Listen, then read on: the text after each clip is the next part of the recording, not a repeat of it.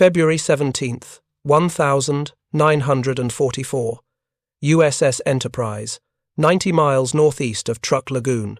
Lieutenant Junior Grade Alexander Vraciu sat in his F6F Hellcat cockpit, his right hand resting on the gun trigger, his left on the throttle. Through the bulletproof windscreen, he could see them. 9 Yokosuka D-4Y Judy dive bombers, tight formation, heading straight for the American Carrier Task Force.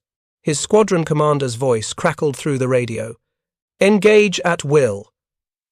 Vraciu's thumb moved to the gun selector switch. Not the outboard guns, not the inboard guns. All 6. Every single Browning M250 caliber machine gun loaded with a mix of armor-piercing incendiary and ball ammunition. 2,400 rounds total. 400 rounds per gun.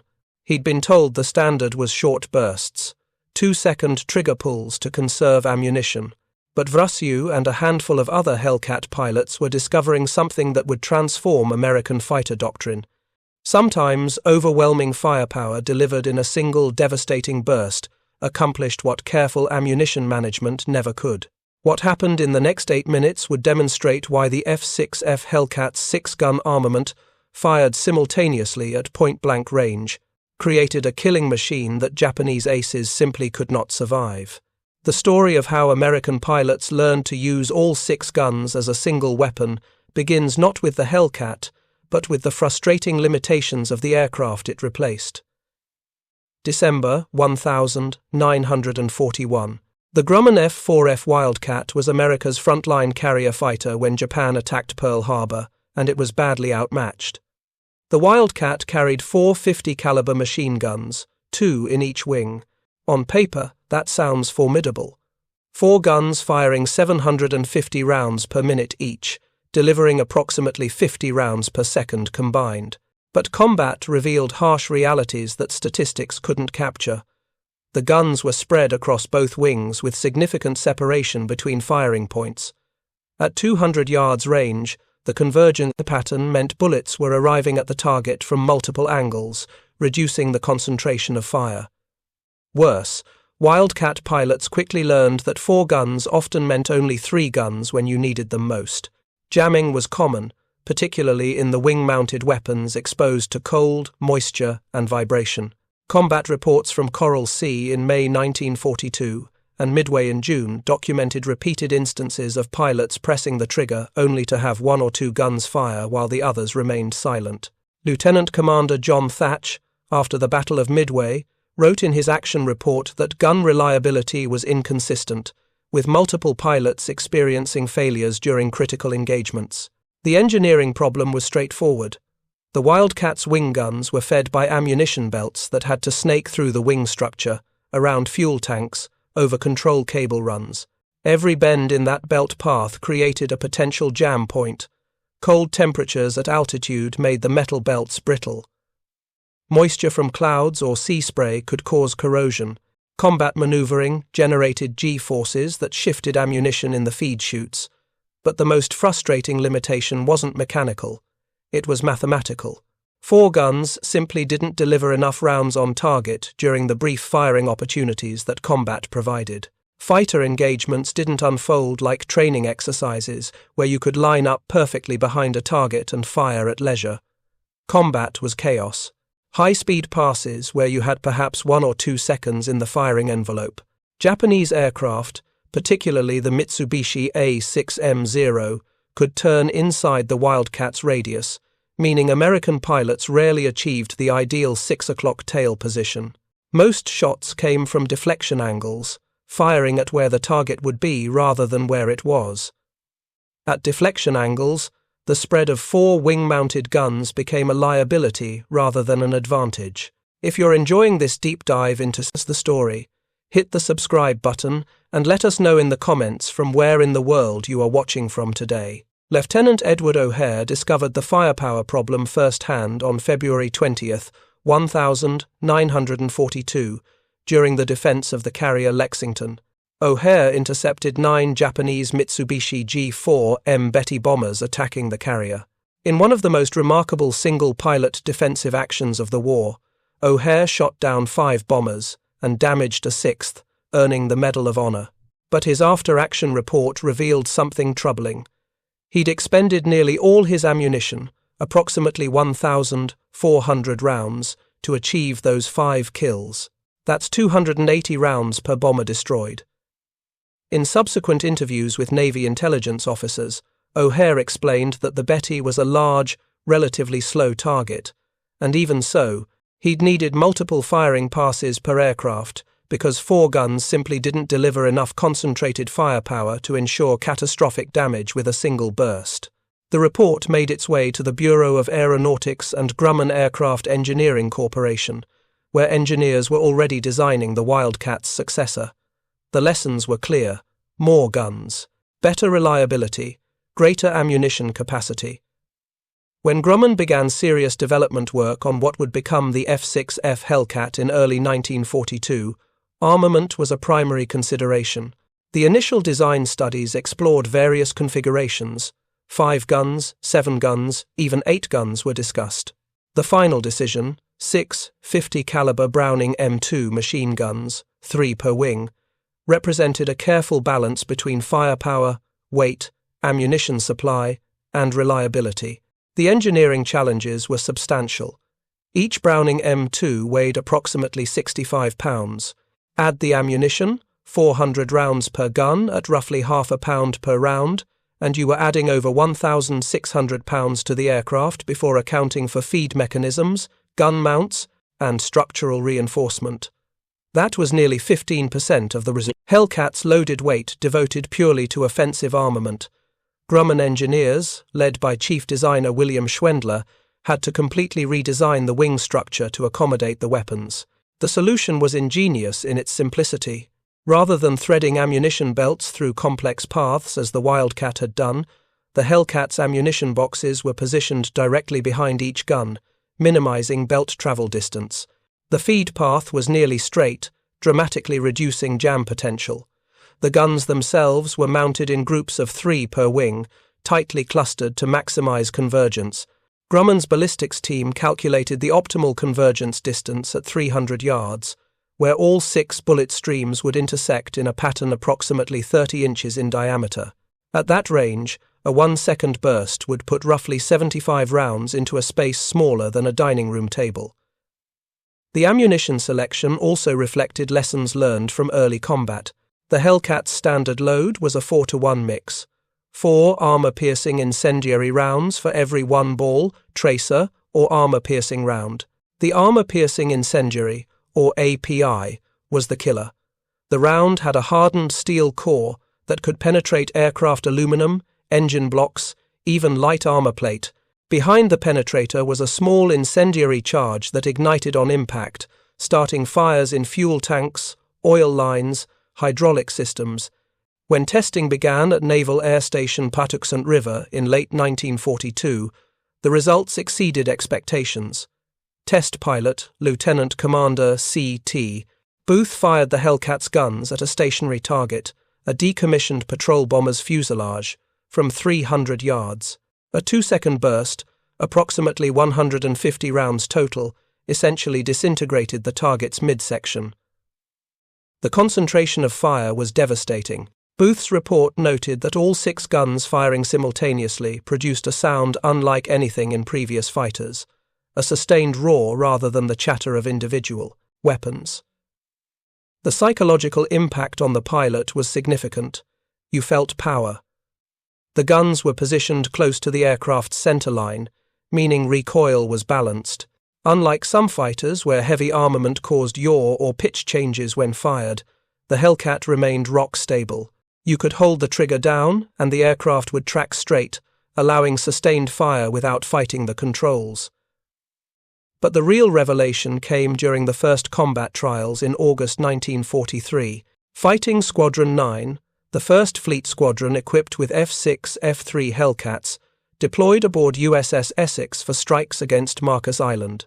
The squadron's commanding officer, Commander Philip Torrey, had emphasized gunnery training during the workup period, but his instructions focused on the traditional doctrine: short bursts, conserve ammunition, aim carefully.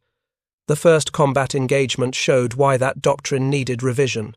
Lieutenant Eugene Valencia, attacking a group of Japanese fighters over Marcus Island, fired a textbook 2-second burst at a Zero from approximately 250 yards range. The Zero caught fire and went down. Valencia broke off, scanning for new threats. When he landed back aboard Essex, he checked his ammunition. He'd fired roughly 150 rounds. He'd used 6% of his total ammunition to achieve 1 kill. The mathematics were straightforward.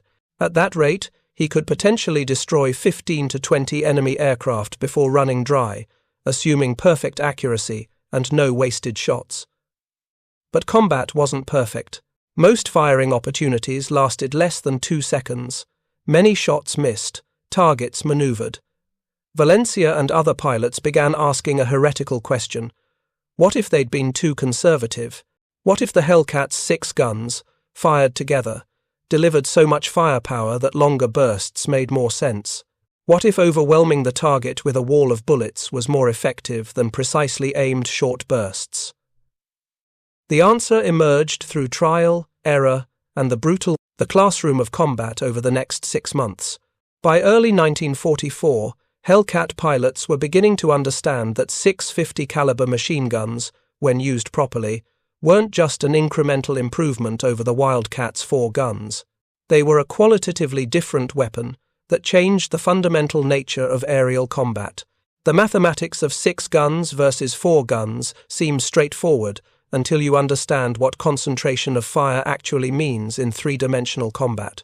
On paper, 6 guns represent a 50% increase in firepower over 4 guns. 6 guns firing 750 rounds per minute each produce 4,500 rounds per minute combined, or 75 rounds per second. That's 50% more bullets than the Wildcat's 50 rounds per second. But the real advantage wasn't the total number of rounds. It was how those rounds arrived at the target. Lieutenant Commander John Cromwell, analyzing combat reports for Commander Air Force Pacific Fleet in early 1944, identified what he called the saturation effect.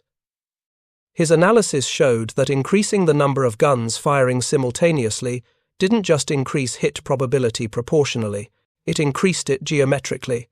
The reason was dispersion. Every gun has slight variations in muzzle velocity, barrel wear, mounting rigidity. Even with perfect harmonization, where all guns are aimed at a single point, bullets don't all arrive at exactly the same location. They create a pattern, roughly circular, growing larger with distance. With 4 guns, that pattern at 300 yards might be 40 inches in diameter. With 6 guns, if you maintained the same harmonization quality, the pattern might be 42 inches. But you were putting 50% more bullets into that marginally larger space. The result was a dramatic increase in the probability that multiple rounds would strike vital areas. Cromwell's analysis, based on 187 combat engagements where pilots had submitted detailed gunnery reports, showed that pilots using the Hellcat's 6-gun armament achieved an average of 2.3 destructive hits per firing pass, compared to 1.4 destructive hits per pass in the Wildcat. A destructive hit was defined as a round that struck an engine, cockpit, fuel system, or structural component critical to flight. The report noted something else significant. Hellcat pilots who reported firing extended bursts of 3 seconds or longer achieved an average of 3.8 destructive hits per pass. Despite the increased dispersion that came from longer firing times, the explanation lay in what gunnery instructors called walking the fire. When you fire a short burst, even if perfectly aimed, you get the dispersion pattern your guns produce at that specific moment. When you fire a longer burst, particularly if the target is maneuvering, you're creating multiple overlapping dispersion patterns as you adjust aim to track the target. The result is a larger area covered, but with multiple rounds potentially hitting any point within that area. Against a large target like a bomber, this increased the probability of hitting something vital, but the analysis revealed an even more important factor: structural failure. Japanese aircraft, particularly the Zero fighter and most bomber types, were built to minimum weight standards. This gave them exceptional range and maneuverability, but made them structurally fragile compared to American aircraft. A Zero's wing skin was typically 31 inches thick. The Hellcats was 50 inches. That sounds like a minor difference until you understand what it means for bullet damage. When an armor-piercing incendiary round penetrates thin aluminum skin, it doesn't just make a hole. The impact shock creates fracture patterns radiating from the entry point. In thin material, these fractures can propagate across entire panels. Multiple hits in close proximity, which is exactly what 6 guns firing simultaneously produced, could cause catastrophic structural failure that single hits would not. Captured Japanese aircraft examined after the war showed this pattern repeatedly. Wings that had separated in flight due to what American intelligence officers initially thought was high-G maneuvering. Careful analysis revealed the wings had been weakened by multiple 50 caliber hits in close proximity, then failed under normal flight loads. The Bureau of Aeronautics commissioned a study in June 1944 using captured Zero fighters as targets. Test pilots at Patuxent River fired at the Zeros from various ranges and angles, then engineers examined the damage. The findings were stark. A 2-second burst from 6 guns at 300 yards, approximately 150 rounds total, with an estimated 15 to 20 hits on the Zero's fuselage and wings, created enough structural damage that the aircraft would likely break apart in any maneuver exceeding 4 Gs. The Zero was rated for 7 Gs when undamaged. Japanese pilots routinely pulled 5 to 6 Gs during combat maneuvering. The implication was clear. You didn't need to set the Zero on fire or kill the pilot. You just needed to damage it enough that it would destroy itself the next time the pilot tried to evade. If you find this story engaging, please take a moment to subscribe and enable notifications. It helps us continue producing in-depth content like this. This understanding fundamentally changed how aggressive Hellcat pilots approached gunnery. The old doctrine, aim carefully, fire short bursts, make every round count, was designed for ammunition conservation. The new doctrine, emerging organically from combat experience rather than from training manuals, was different. Get close, fire everything, saturate the target. Lieutenant Alexander Vraciu became the inadvertent pioneer of this approach, though he'd later insist he was simply doing what seemed logical in the moment. June 19, 1944. The Battle of the Philippine Sea. Vraciu, flying from USS Lexington as part of Fighting Squadron 16, intercepted a group of Japanese dive bombers heading for the American fleet. What happened next would become legendary in naval aviation, not just for the number of kills, but for how they were achieved. Vraciu positioned his Hellcat behind the trailing bomber, a Yokosuka D-4Y Judy, range, approximately 200 yards. He centered the illuminated gunsight pipper on the bomber's fuselage, right behind the cockpit where the fuel tanks were located. Then he pressed the trigger and held it down. All 6 guns fired. The sound was overwhelming even through his leather helmet. The Hellcat shuddered slightly from the recoil, but the nose stayed locked on target. Vraciu could see his tracers, every 5th round arcing into the Judy. The effect was instantaneous. The bomber seemed to come apart in mid-air. Pieces of aluminum skin peeled away. Smoke erupted from the fuselage. The left wing folded upward, and the Judy rolled inverted, falling toward the ocean. Vraciu had fired for approximately 3 seconds. He'd expended roughly 225 rounds, less than 10% of his total ammunition. But he'd put an estimated 25 to 30 rounds into the target. The Judy hadn't just been damaged, it had been destroyed. Vraciu moved to the next bomber in formation. Same technique. Close range, long burst, overwhelming firepower. The second Judy exploded, likely a direct hit on the internal fuel tank. Third bomber. Fourth. Fifth. By the time Vraciu broke off the attack, he'd shot down 6 Japanese aircraft in a single 8-minute engagement, expending approximately 1,350 rounds total, roughly 56% of his ammunition capacity. More remarkably, he'd achieved those 6 kills with no jams, no gun failures, and no wasted shots on targets that didn't go down. When Vraciu landed back aboard Lexington, his gun camera footage was immediately sent to the ship's intelligence officer. The film showed the same pattern in every engagement. Vraciu closing to near point-blank range, often inside 250 yards, then firing sustained bursts of 3 to 5 seconds. His wingman, Ensign Homer Brockmeyer, described it in the post-mission debriefing. He wasn't shooting at them, he was erasing them. The intelligence analysis of Vraciu's gun camera footage triggered immediate interest at Commander Air Force Pacific Fleet Headquarters in Pearl Harbor. Within a week, copies of the film were being shown to squadron commanders across the fleet with accompanying tactical briefings. The message was clear. The Hellcat's 6-gun armament, when used aggressively at close range, was devastatingly effective. But Vraciu wasn't the only pilot discovering this approach. Throughout the summer of 1944, combat reports from multiple squadrons showed a pattern emerging. Pilots who fired longer bursts at closer ranges were achieving higher kill ratios than pilots who adhered to the conservative ammunition management doctrine. Lieutenant Cecil Harris, flying from USS Yorktown, shot down 4 Japanese aircraft in a single mission on June 20, 1944, using what he described as full concentration fire. His after-action report noted that he deliberately closed to within 150 yards before firing and had held the trigger down for 4 to 5 seconds on each target. The results spoke for themselves. All 4 targets were destroyed with a total ammunition expenditure of approximately 1,600 rounds. That was 400 rounds per kill, higher than the theoretical ideal, but Harris noted that 2 of his targets had exploded so violently that he'd been forced to fly through debris fields. The concentrated firepower wasn't just damaging aircraft, it was causing catastrophic structural and fuel system failures. Commander David McCampbell, who would become the Navy's top ace of World War II with 34 confirmed victories, explicitly adopted the 6-gun concentration technique after studying Vraciu's gun camera footage. McCampbell's approach was methodical.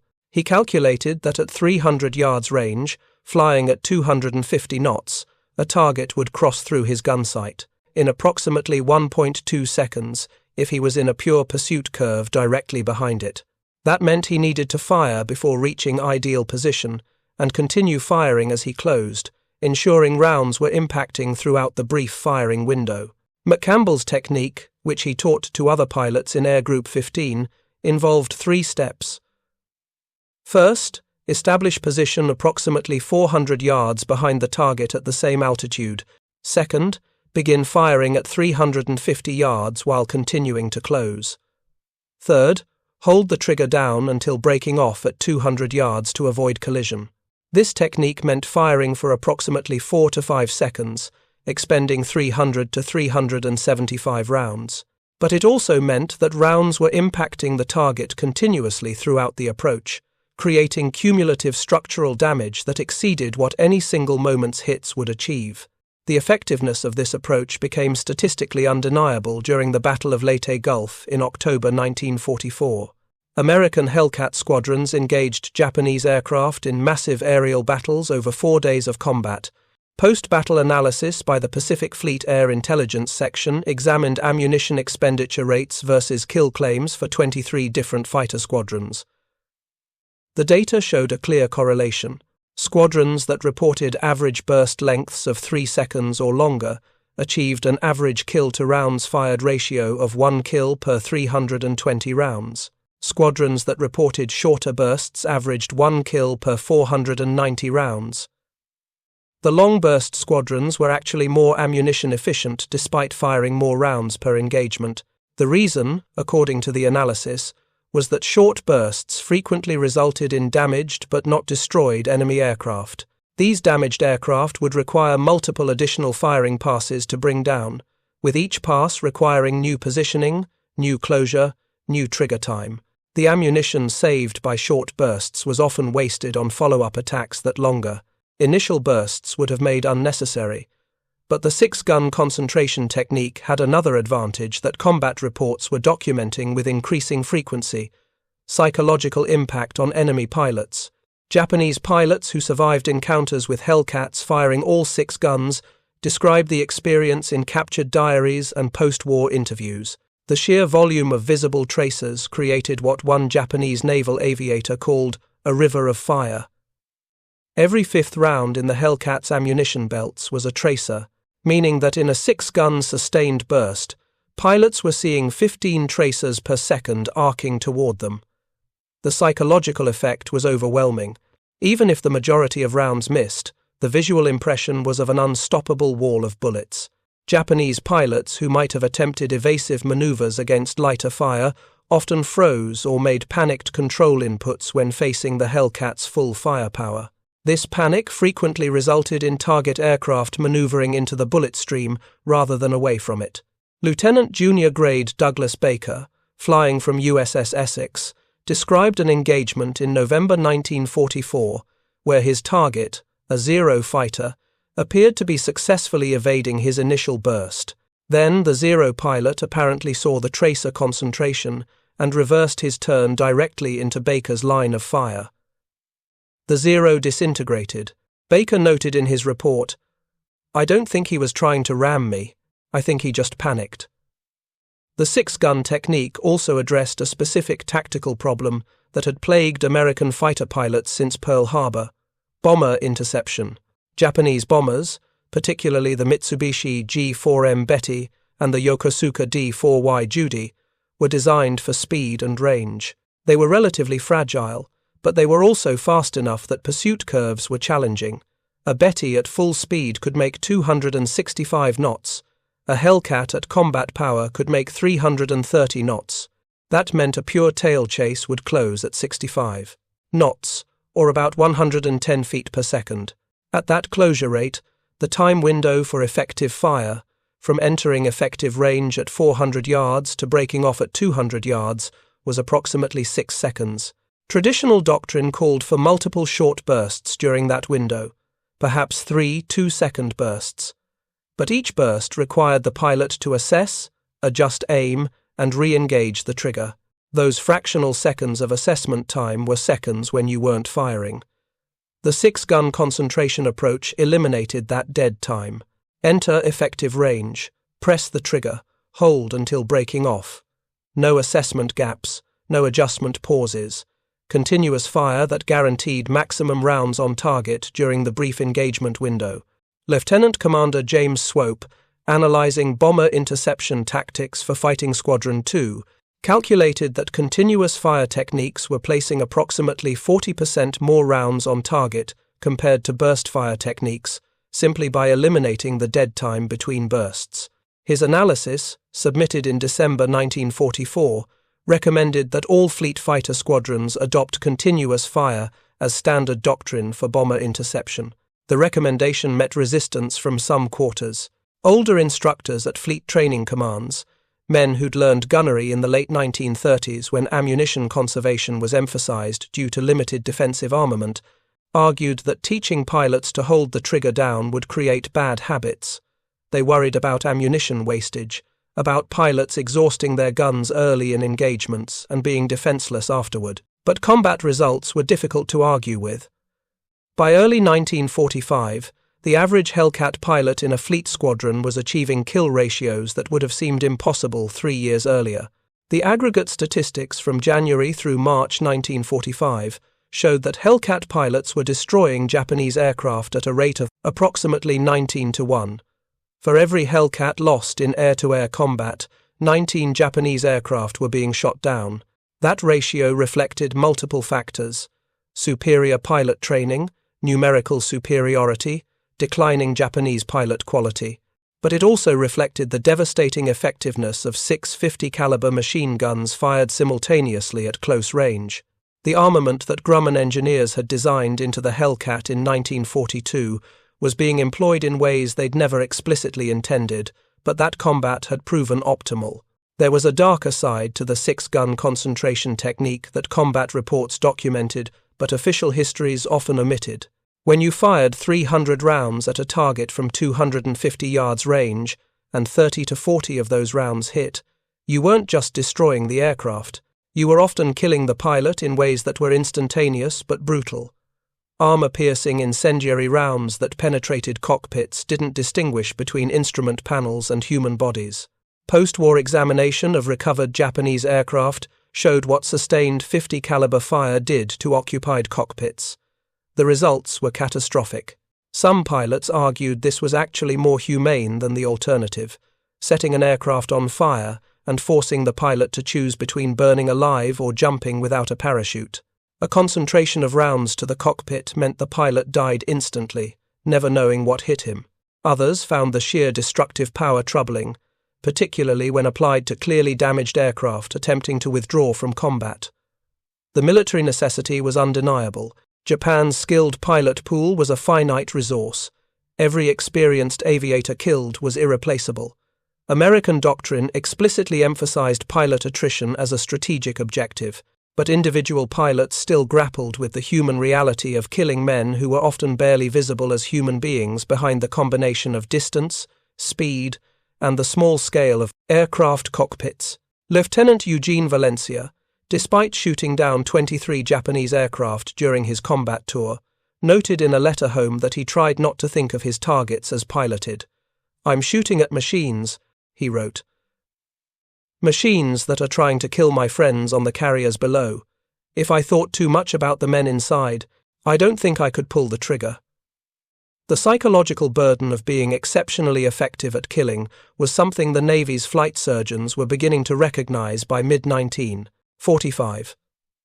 Combat fatigue among Hellcat pilots manifested differently than among bomber crews or ground troops. Fighter pilots weren't facing the sustained terror of anti-aircraft fire or the daily grind of ground combat, but they were experiencing repeated moments of intense, personal violence.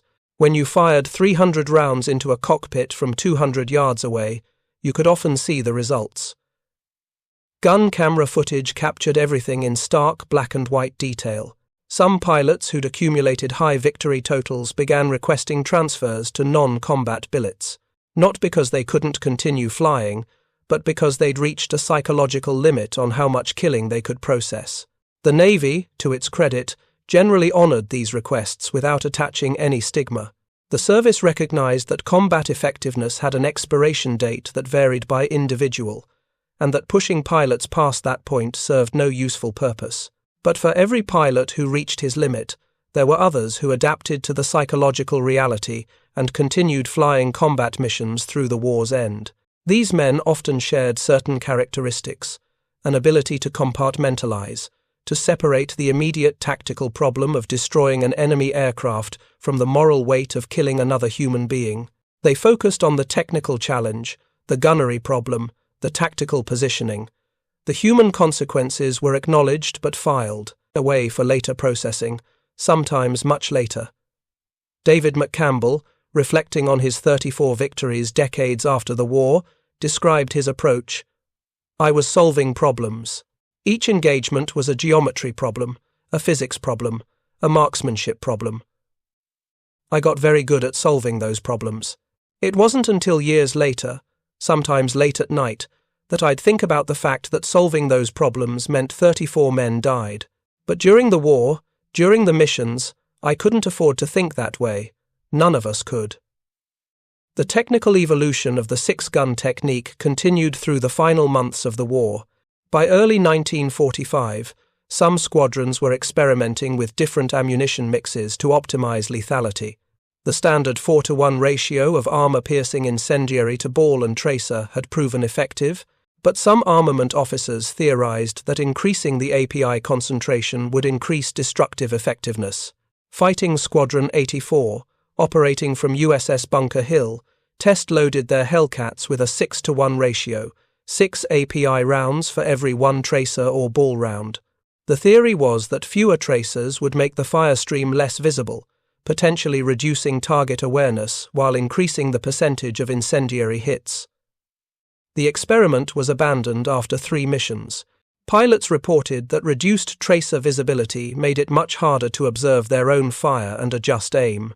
The standard mix remained 4-to-1 through war's end, the optimal balance between visibility for the shooter and lethality for the target. Other modifications were more successful. Some squadrons began loading the outboard guns on each wing with pure API ammunition, reserving the tracer mix for the inboard guns. This gave pilots the visibility they needed for aim adjustment while maximizing incendiary content. The technique was never officially standardized, but it spread informally through the fleet as squadrons shared tactics during brief port calls. Another innovation emerged from simple observation of what worked. Pilots noticed that firing all 6 guns, while pulling even moderate G-forces, 2 to 3 Gs during a turn, significantly increased dispersion. The wing flex under G-loading meant the guns weren't pointing quite where they had been during straight and level harmonization. The solution was to minimize maneuvering during the actual firing pass. Establish position behind the target while maneuvering aggressively, but then stabilize for the final approach and trigger time. This required discipline. Every pilot's instinct was to keep maneuvering, to stay unpredictable, to keep the enemy guessing. But the mathematics of gunnery were unforgiving. Straight and stable fire at close range killed more reliably than maneuvering fire at any range. Lieutenant Commander William Dean, a gunnery instructor at Naval Air Station Melbourne, Florida, developed a training technique specifically for this. Student pilots would practice firing runs, where they established position behind a towed target while maneuvering, then forced themselves to fly straight and stable for 3 seconds while tracking the target. Dean called it disciplined aggression.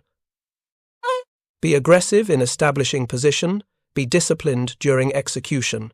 The technique was incorporated into fleet training by March 1945 and remained part of Navy fighter doctrine into the jet age. The final major development in 6-gun employment came from an unexpected source: night fighters.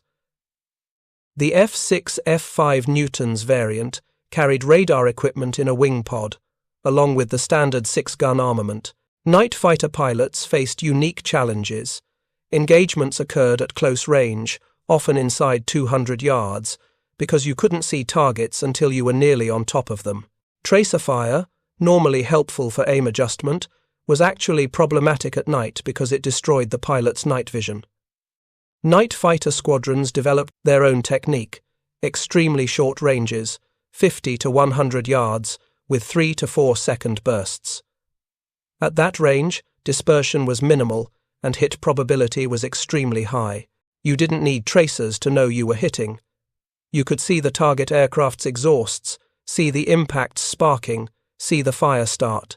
Lieutenant Commander William Henry, leading Night Fighting Squadron 76, claimed 15 Japanese aircraft destroyed using this technique between January and May 1945. His average ammunition expenditure was 280 rounds per kill, achieved entirely in night engagements where traditional daytime gunnery techniques didn't apply. Henry's success demonstrated that the 6-gun armament was effective across the entire spectrum of fighter employment: day fighting, night fighting, bomber interception, fighter versus fighter combat. The concentration of firepower worked in every scenario, limited only by pilot skill in getting within effective range. By April 1945, as American carriers approached the Japanese home islands for the final offensives of the war, Hellcat pilots were routinely achieving results that would have seemed impossible in 1942. Individual pilots were shooting down multiple aircraft per mission. Squadron kill tallies were exceeding 100, then 200 confirmed victories. The aggregate numbers told the story of complete aerial dominance. From August 1943, when the Hellcat entered combat, through August 1945, when Japan surrendered, F6F pilots destroyed 5,163 Japanese aircraft in air-to-air combat. That's more than any other Allied fighter type. The kill-to-loss ratio was 19-1. For every Hellcat shot down, 19 Japanese aircraft were destroyed, and while that ratio reflected many factors, superior numbers, better pilot training, declining Japanese capabilities, one factor was consistent across every engagement: 6 50-caliber machine guns, firing simultaneously, delivering overwhelming firepower that Japanese aircraft simply could not withstand. The legacy of the Hellcat's 6-gun armament extended far beyond World War II. When the Navy developed its next generation of fighters in the late 1940s and early 1950s, 6 50-caliber machine guns became the standard armament. The Grumman F8F Bearcat, the last piston-engine fighter the Navy would develop, carried 6 guns. Early jet fighters like the F9F Panther and F2H Banshee carried 4 20mm cannons, a different caliber but the same philosophy. Enough guns to ensure overwhelming firepower in brief firing opportunities. The doctrine of concentration, of using all available weapons simultaneously rather than conserving ammunition through selective fire, became embedded in Navy fighter tactics. Even when fighters transitioned to missiles as primary armament, the underlying principle remained: when you have a shot, take it with everything you have.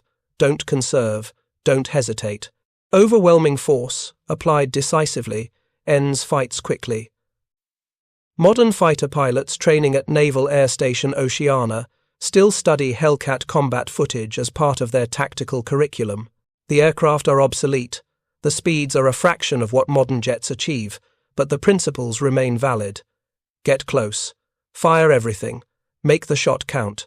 Lieutenant Alexander Vraciu, the Hellcat ace who'd shot down 6 Japanese bombers in 8 minutes over the Philippine Sea, lived until 2015. He spent decades after the war speaking to aviation groups, naval organizations, and historians about his experiences. When asked about his success, he consistently gave credit to the aircraft. The Hellcat was a weapon system, he'd explain. Not just an airplane with guns, but a complete system designed to kill enemy aircraft efficiently.